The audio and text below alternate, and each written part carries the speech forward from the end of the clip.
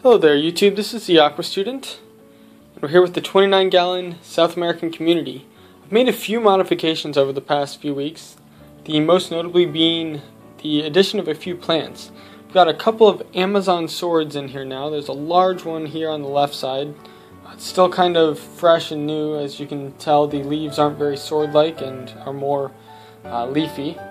We also have a smaller Amazon sword over here in this bottom right corner behind the driftwood.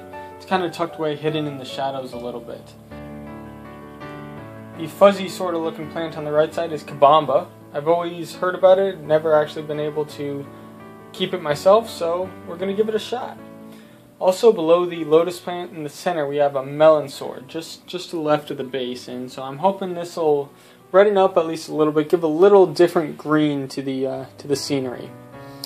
So I've been thinking a lot about this tank lately and what I'm going to do next. I think the biggest thing that I really need to do is get the CO2 settled. DIY CO2 really isn't cutting it anymore. The LEDs are just putting out a lot of lumens onto this tank, and the plants really can't keep up with the amount of light and use up the nutrients quick enough, and so I'm getting a lot of problems with green hair algae, green spot algae, just out-competing the plants. And you can see the Marsilia quadrifolia carpet is just not taking off at all. That's some of the leftover plants from when I had the 5-gallon tank, I don't know, year and a half ago, and it was literally, the MQ was carpeting that tank, and now I just can't get it to grow in here because the CO2 is just not doing what it needs to be doing. So I think what I need to do is invest in a pressurized CO2 system. I used to have one back when I had the 5-gallon tank, and I ended up getting rid of it because I didn't have a solenoid attached to it, and I was manually adjusting the CO2 every single morning, and there would be a time that I would just be in a rush, I'd make a mistake, I'd turn it on too much, and then I'd gas all the inhabitants in the tank. And in a 5-gallon tank, that's pretty quick.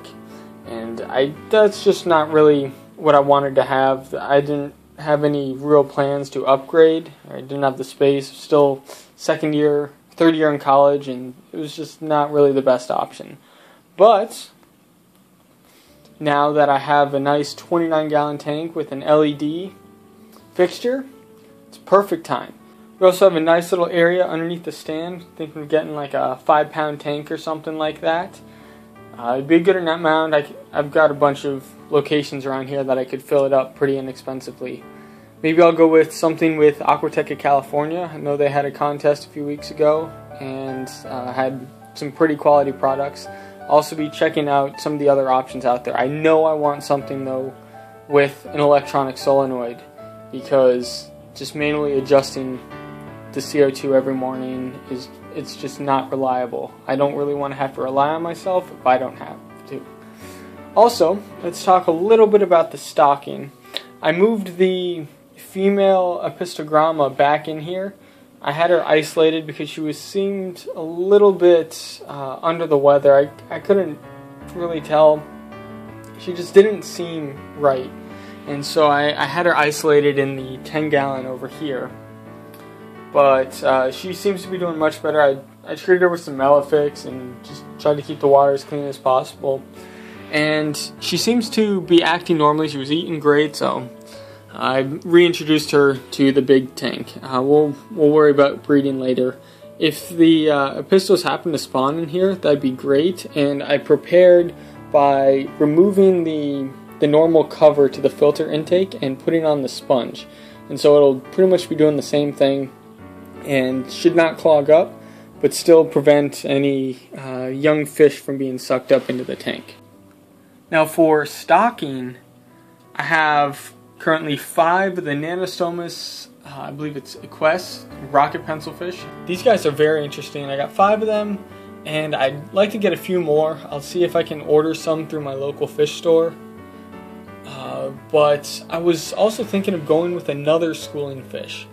And there's always the option of going with something large and centerpiecey and showy like a pair of angelfish, but I'm not sure how the aggression would work with 2 different cichlid species and especially angelfish being a 29-gallon tank, I think that might be a little bit too crowded for a pair with a bunch of other guys. And so, yeah, one of the other options for schooling fish I was thinking of would be rummy-nosed tetra. It's another nice South American community fish. Not sure if that's the best option. I've always seen them at the store and thought they were pretty, but never had kept them myself. I really like the colors of the neon tetras, but they're just a little bit so common, and I've had them for almost 3 years now, so I want to try something else, see how that goes. So if you have suggestions, I would love to hear them. Lastly, I'm getting a little bit annoyed with this kind of floating jungle mess. I cleaned it out about a week ago and removed a lot of the duckweed, a lot of the just clumps of algae and stuff that was collecting up there. But I think what I'm going to do this weekend is completely remove it all, throw in a couple of the dwarf water lettuce and the pennywort back in, and just try and completely remove the duckweed. I don't want duckweed anymore. I've had enough of it. It's too much, it grows too quickly, and I don't really need it anymore. So that's really what's going on. Please let me know if you have suggestions. I would love to hear them.